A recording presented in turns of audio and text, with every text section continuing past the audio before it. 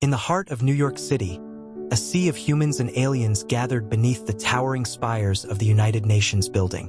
Holographic banners flickered in the air, proclaiming 10 years of prosperity and celebrating the Great Alliance. Dr. Emily Carter stood on the stage, her auburn hair catching the sunlight as she addressed the crowd.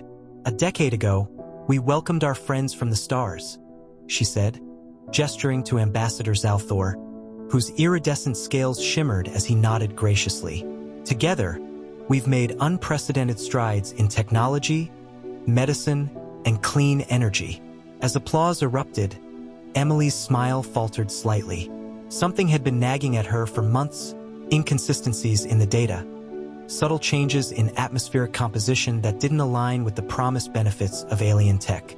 General Marcus Lee watched from the sidelines, his weathered face betraying no emotion. He'd never fully trusted the aliens, but even he had to admit the advancements seemed miraculous. Still, old habits die hard, and he'd kept a wary eye on Earth's new allies. Weeks later, Emily sat in her lab, poring over the latest environmental reports. Her eyes widened as she correlated the data. "This can't be right," she muttered, reaching for her secure line to General Lee. "I knew it," Lee growled when they met in a nondescript cafe. "What have you found, Doctor?" Emily laid out her findings. The alien technology was slowly altering Earth's atmosphere, making it less hospitable for humans and more suitable for the alien physiology. "It's subtle, but accelerating," she explained. "If this continues, Earth will be uninhabitable for us within a generation." Lee's jaw clenched. "We need proof, irrefutable evidence." Their investigation led them through a labyrinth of encrypted alien communications and clandestine meetings. Each discovery painted a more alarming picture. The Great Alliance was a carefully orchestrated lie, a Trojan horse designed to gain humanity's trust, while the aliens quietly prepared Earth for colonization. When Emily confronted Zalthor, the ambassador's usual charm turned cold. "You misunderstand the complexities of our technology, Dr. Carter," he said, his voice carrying a hint of threat. "I advise you to focus on your approved research." Undeterred, Emily and Lee assembled a team of trusted allies, including a brilliant hacker named Zara. Working tirelessly, they decrypted the final pieces of the alien plan. "It's worse than we thought," Zara said, her face pale in the glow of her screens. "They're not just changing the atmosphere. They're altering our food, our water, everything." With time running out, they launched their counteroffensive. As Lee coordinated strikes against key alien installations, Emily raced to develop a method to reverse the environmental damage. The world watched in shock as the truth was broadcast globally. Riots erupted in major cities. Governments scrambled to respond. The carefully constructed facade of the Great Alliance crumbled. In the chaos, Emily's voice cut through. "We've been deceived, but we are not defeated. Humanity has faced extinction before, and we've always found a way. Together, we will reclaim our world." The battle was fierce but swift.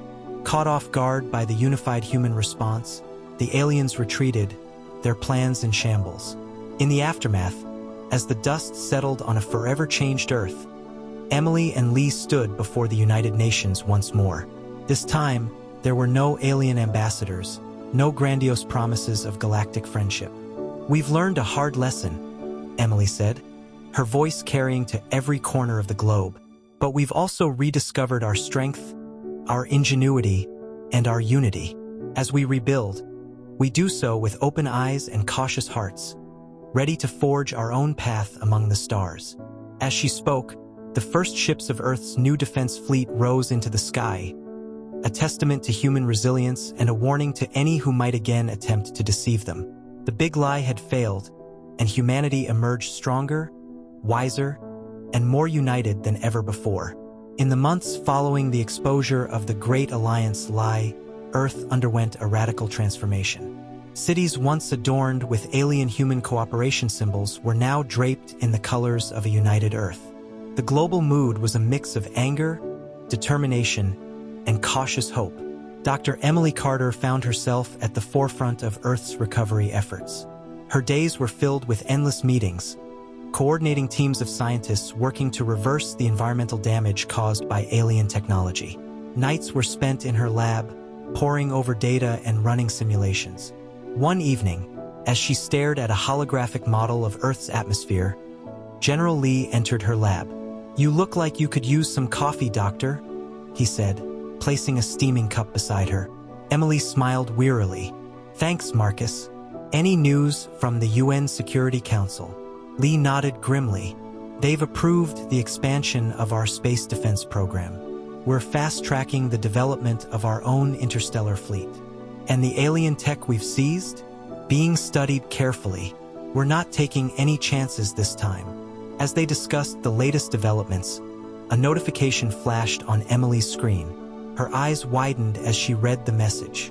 "Marcus, look at this. We've detected a signal. It's not from the aliens we knew.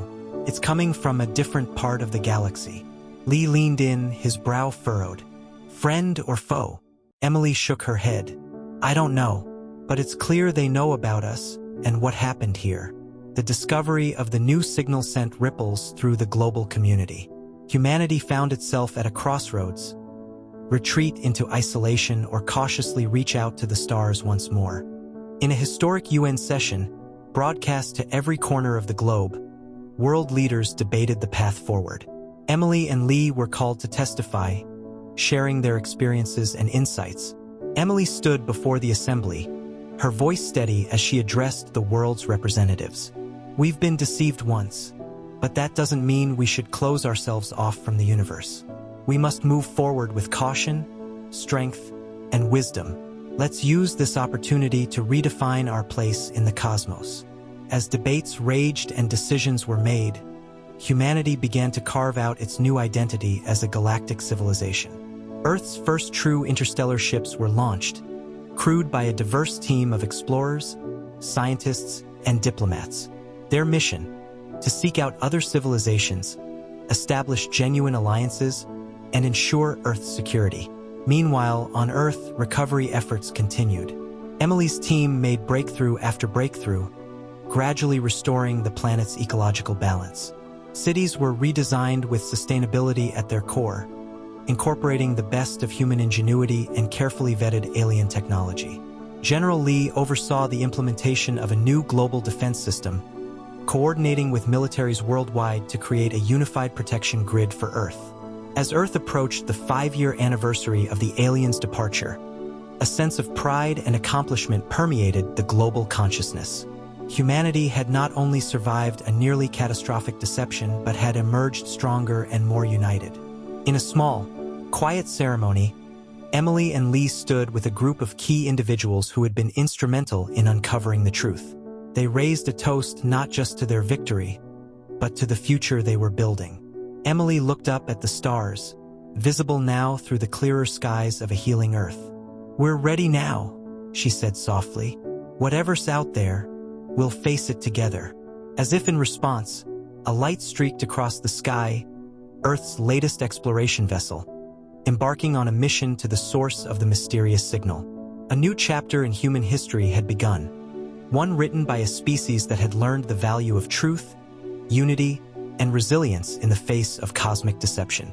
As Earth's exploration vessel, the UES Horizon, journeyed towards the source of the mysterious signal, life on the home planet continued to evolve. The scars of the Great Alliance deception were slowly healing, but the experience had fundamentally changed human society. Dr. Emily Carter, now heading the newly formed Global Environmental Restoration Initiative, GERI, found herself busier than ever. Her team had made significant progress in reversing the atmospheric changes, but new challenges arose daily. One morning, as she reviewed the latest atmospheric data in her office, her assistant burst in. "Dr. Carter, we've just received an urgent message from the horizon." Emily's heart raced as she accessed the transmission. Captain Yuki Tanaka's face appeared on the screen, her expression a mix of excitement and apprehension. "Dr. Carter, we've made contact," Tanaka reported. "The signal led us to a civilization calling themselves the Nixians. They claim to be refugees from the Galactic Union." This revelation sent shockwaves through Earth's leadership. General Lee immediately called for an emergency meeting of the World Security Council. As debates raged about how to proceed, Emily found herself advocating for cautious engagement. "We can't let our past experience blind us to potential allies," she argued. "But we also can't afford to be naive." After intense deliberation, Earth's leaders agreed to a controlled first contact. The Horizon was instructed to invite a small delegation of Nixians to a neutral space station orbiting Jupiter. Weeks later, Emily and General Lee stood in the station's observation deck, watching as the Nixian ship approached. It was nothing like the sleek vessels of their former allies. This craft bore the marks of long travel and hasty repairs. As the airlocks cycled and the delegation entered, Emily was struck by the Nixians' appearance. They were distinctly alien, with bioluminescent patterns pulsing across their skin, but their body language conveyed exhaustion and relief. The lead Nixian, introduced as Elder Jin, bowed deeply. "People of Earth," they said, their voice translated through advanced software. "We come seeking refuge and alliance, a true alliance, built on honesty and mutual respect." Over the next few days, the Nixians shared their story. They had once been part of the Galactic Union but had fled when they discovered the Union's true nature, a collective of powerful species that subjugated or exploited younger civilizations under the guise of alliance. "We tried to warn others," Jin explained, "but were branded as traitors. We've been searching for allies ever since." As Emily and Lee listened, they exchanged glances. The Nixian story aligned with their own experience, but caution was still paramount. "We understand your wariness," Jin said, noting their hesitation. "We propose an exchange. We will share our technology and knowledge about the Galactic Union's true nature, in exchange for sanctuary and the opportunity to build a new home alongside humanity." The offer was tempting, but Earth's leaders were determined not to repeat past mistakes. A comprehensive verification process was established with teams of human scientists, including Emily, working alongside Nixian experts to validate their claims and technology. Months passed, and as evidence mounted supporting the Nixian story, a tentative partnership began to form. Earth's defenses were bolstered with Nixian insights, while human innovation helped the refugees establish a settlement on Mars. A year after the Nixians' arrival, Emily stood on the red plains of Mars, watching as human and Nixian children played together in the newly established biodome. General Lee, now serving as Earth's ambassador to the Nixian settlement, joined her. "You know," he said, a rare smile on his face, "I never thought I'd see something like this after what we went through." Emily nodded, her eyes on the horizon where the sun was setting behind Olympus Mons. "The big lie taught us caution, but it didn't break our capacity for trust. That's humanity's real strength." As night fell on Mars, lights flickered on in the settlement, a beacon of hope and a testament to the resilience of two species united by their pursuit of truth and freedom in a complex and often dangerous galaxy. The story of Earth and its people continued to unfold, no longer shaped by deception, but by the courage to forge genuine connections in the vast expanse of the cosmos. As Earth and the Nixians strengthened their alliance, the solar system buzzed with activity. Mars was flourishing under joint colonization efforts, and ambitious plans were underway to establish outposts on Europa and Titan. However, this period of growth and cooperation was about to face its greatest test. One day, as Emily was overseeing the installation of a new atmospheric regulator in New Beijing, she received an urgent call from General Lee. "Emily, we need you at Lunar Command immediately." Lee's voice was tense. "Our deep space monitors have picked up something concerning." Hours later, Emily stood in the high-tech control room of Lunar Command, staring at a holographic display of the solar system. Red dots, representing unidentified vessels, were appearing at the edges of the projection. "They appeared suddenly," explained Admiral Hassan, the head of Earth's Space Force. "Our Nixian allies confirm it's a Galactic Union fleet." Elder Jun, now Earth's primary Nixian liaison, stepped forward. "This is consistent with Union tactics. They're likely here to reclaim us and subjugate Earth." The room erupted in a flurry of activity as defense protocols were initiated. Emily's mind raced. "We need more time," she said. our defenses aren't fully operational yet." Lee nodded grimly. "We'll have to outsmart them. Again." Over the next 48 hours, Earth's leaders, along with their Nixian allies, formulated a daring plan. As the Galactic Union fleet approached, sending messages demanding Earth's surrender and the handover of the Nixian rebels, a trap was being set. Emily led a team that worked tirelessly to modify Earth's atmospheric shield technology. Instead of merely protecting the planet, it would now project a false image, one of a world devastated by conflict and ecological collapse. As the Union ships entered the solar system, they were met with a shocking sight. Earth appeared to be a wasteland, its cities in ruins, its atmosphere choked with dust and debris. Mars, too, seemed abandoned and lifeless. Confused by this unexpected scenario, the Union fleet hesitated.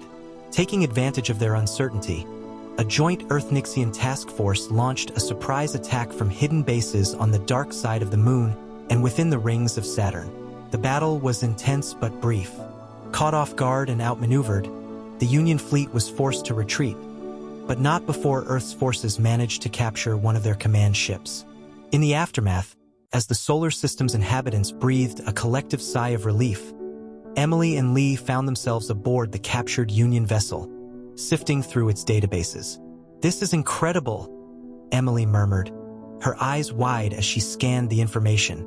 "The Union's influence extends much further than we thought. But look, there are signs of rebellion in multiple sectors." Lee studied the star charts thoughtfully. "We're not alone in resisting them. Maybe it's time we reached out to these other rebels." As news of Earth's victory spread, a new sense of purpose filled the Allied worlds. They were no longer just survivors of a deception, but active players in a galactic struggle for freedom. In a historic address to the people of Earth and Mars, President Kira Chun laid out a vision for the future. "Today, we have proven that unity, innovation, and the unyielding pursuit of truth can overcome even the most formidable adversaries. But our journey is far from over. We will extend a hand to those who, like us, seek to build a galaxy founded on mutual respect and genuine cooperation." As the speech concluded, Emily and Lee shared a look of determination. The big lie that had once threatened to destroy them had instead become the catalyst for humanity's emergence as a force for positive change in the galaxy. With the captured Union ship providing invaluable intelligence, and the combined strength of human ingenuity and Nixian knowledge, a new chapter was beginning. Earth was no longer just protecting itself. It was taking its first steps towards reshaping the galactic order. As the first diplomatic missions to contact other rebel factions were prepared, Emily couldn't help but feel a mix of excitement and apprehension. The future was uncertain, filled with both danger and opportunity. But one thing was clear: humanity, tempered by adversity and strengthened by true alliance, was ready to face whatever challenges the vast, complex galaxy had in store. The story of Earth's journey among the stars was far from over. In fact, it was just beginning. As Earth and its allies prepared to reach out to other rebel factions across the galaxy, a new era of exploration and diplomacy dawned. The captured Union ship, now christened the UES Phoenix, was retrofitted with the best of human and Nixian technology, ready to serve as the flagship for this ambitious mission. Dr. Emily Carter found herself appointed as the chief science officer and diplomat for the expedition, while General Lee took command of the military aspects. A diverse crew of humans and Nixians was assembled, each bringing unique skills and perspectives to the mission. As the Phoenix prepared for its maiden voyage, Emily stood on the observation deck, watching Earth grow smaller in the distance. She felt a mix of excitement and trepidation, knowing that each jump through hyperspace would take them further from home and deeper into uncharted territory. Their first destination was a system on the fringes of Union space, where intelligence suggested a growing resistance movement. As they dropped out of hyperspace, the crew was met with an unexpected sight. A massive space battle was underway. Multiple Union warships engaged with unknown vessels, reported Lieutenant Zara, the Phoenix's sensor officer. The unknown ships appear to be using modified civilian craft. Emily and Lee exchanged glances. This was the resistance they'd been looking for, caught in the middle of a desperate fight. Without hesitation, Lee gave the order, "Battle stations. We're joining this fight on the side of the rebels." The Phoenix's intervention turned the tide of the battle. Its advanced weapons and defenses, bolstered by Nixian technology, caught the Union forces off guard. Within hours, the Union ships were in retreat, and the rebel fleet cautiously approached their unexpected savior. Communication was established with the rebel flagship, and a face appeared on the view screen, distinctly alien, with 4 eyes and iridescent skin. "I am Captain Krell of the Free Worlds Alliance," the alien said. "We thank you for your assistance, but who are you?" Emily stepped forward. "We are representatives of Earth and Nyx, seeking allies in the fight against the Galactic Union's oppression. We came here hoping to find kindred spirits, and it seems we have." Over the next few days, as repairs were made and information exchanged, it became clear that the galaxy was more fractured and diverse than Earth had realized. The Free Worlds Alliance was just one of several rebel factions, each with its own reasons for resisting Union control. Captain Krell shared stories of Union atrocities, of worlds stripped of resources and species enslaved. But he also spoke of hope, of a growing network of resistance that spanned dozens of star systems. As discussions progressed, a bold plan began to take shape. The Phoenix would continue its journey, acting as a catalyst to unite the disparate rebel factions into a cohesive force. Earth, with its strategic location and newly bolstered defenses, would serve as a crucial hub for this new alliance. Months passed as the Phoenix jumped from system to system, facing battles, diplomatic challenges, and moral dilemmas. Emily found her scientific and diplomatic skills tested as she encountered a dizzying array of alien cultures and technologies. Lee's strategic acumen was pushed to its limits as he coordinated with diverse rebel militias and outmaneuvered Union forces. Back on Earth, the world watched and waited for news from the expedition. The planet was transforming, with Nixian bioengineering helping to accelerate the reversal of environmental damage. Cities were being redesigned with advanced alien concepts, while human creativity found new expressions in art and culture influenced by galactic exposure. As the Phoenix's mission neared its first anniversary, it received an urgent transmission from Earth. President Chen's face appeared on the screen, her expression grave. "We've received a message," she said. "The Galactic Union is proposing a ceasefire and negotiations. They're requesting that the Phoenix return to Earth immediately to participate in these talks." Emily and Lee shared a concerned look. Was this a genuine offer of peace, or another deception? As the Phoenix altered course for Earth, the crew knew they were heading towards a pivotal moment in galactic history. The lies that had once nearly doomed humanity had led to a journey of truth-seeking across the stars. Now, they faced perhaps their greatest challenge yet, forging a lasting peace in a galaxy scarred by mistrust and conflict. The Phoenix raced towards Earth, carrying with it the hopes of countless worlds and species. Whatever the outcome of these negotiations, one thing was certain: the galaxy would never be the same again. As the Phoenix approached Earth, the crew could see the changes even from orbit. The planet gleamed with a new vibrancy, its cities now interwoven with alien architecture and surrounded by rejuvenated ecosystems. Upon landing, Emily and Lee were immediately whisked away to a high-security facility beneath the rebuilt United Nations headquarters in New York. There, they found themselves in a room with Earth's top leaders, Nixian elders, and representatives from the various rebel factions they had encountered on their journey. President Chun addressed the assembly. "The Galactic Union's delegation will arrive in 48 hours. We need to present a united front and a clear strategy." The next 2 days were a whirlwind of preparation and debate.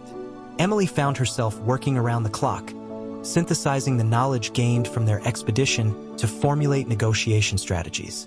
Lee coordinated with military leaders to ensure Earth's defenses were at peak readiness, just in case the talks were a ruse. As the appointed time approached, a sleek Union ship descended through Earth's atmosphere, landing at a specially prepared site outside the UN building. The assembled leaders watched on screens as the ship's doors opened, revealing a diverse group of aliens, some familiar from the original alliance, others entirely new to human eyes. The Union's lead negotiator, a tall, ethereal being named Exorthul, stepped forward. People of Earth and allied worlds, we come seeking an end to this conflict. The negotiations that followed were intense and complex. Emily and Lee found themselves at the forefront, their experiences proving invaluable as they navigated the intricate web of galactic politics. It soon became clear that the Union was not the monolithic entity they had once believed. Internal factions were vying for control, with some pushing for reform while others clung to the old ways of deception and exploitation. As days turned into weeks, progress was made. The Union, facing widespread rebellion and the unexpected resilience of Earth and its allies, was forced to make concessions. A new galactic charter was proposed, one that would guarantee the autonomy of member worlds and establish mechanisms for genuine cooperation and cultural exchange. But trust was not easily rebuilt. Emily proposed a radical idea: a Galactic Truth and Reconciliation Commission, where the full extent of the Union's past actions would be laid bare, and a path forward could be charted together. The suggestion met with resistance from hardliners on both sides, but as discussions progressed, its wisdom became apparent. It offered a way to address past wrongs without descending into an endless cycle of retribution. After a month of negotiations, a historic agreement was reached. The Galactic Union would be dissolved and reformed as the Interstellar Cooperative, with Earth and its allies playing a key role in shaping its new structure. As Emily stood on the podium beside representatives from dozens of worlds, watching as the new charter was signed, she felt a profound sense of achievement and hope. The journey that had begun with a lie had led to a new era of truth and cooperation. But even as celebrations erupted across Earth and allied worlds, Emily and Lee knew that challenges remained. Implementing the new galactic order would require ongoing vigilance and hard work. There were still Union hardliners to contend with, and the scars of past conflicts would take time to heal. As the ceremony concluded, Emily found a quiet moment alone with Lee on a balcony overlooking the transformed New York skyline. "You know," she said, "when we first uncovered the big lie, I never imagined we'd end up here." Lee nodded, his usually stern expression softened by a slight smile. "It's not the end of our journey, Emily. In many ways, it's just the beginning." As they looked up at the night sky, now filled with the promise of new friendships and adventures among the stars, both knew that humanity's greatest challenges and greatest triumphs still lay ahead. The big lie had been defeated, but the grand truth of humanity's place in the cosmos was still unfolding, one star at a time.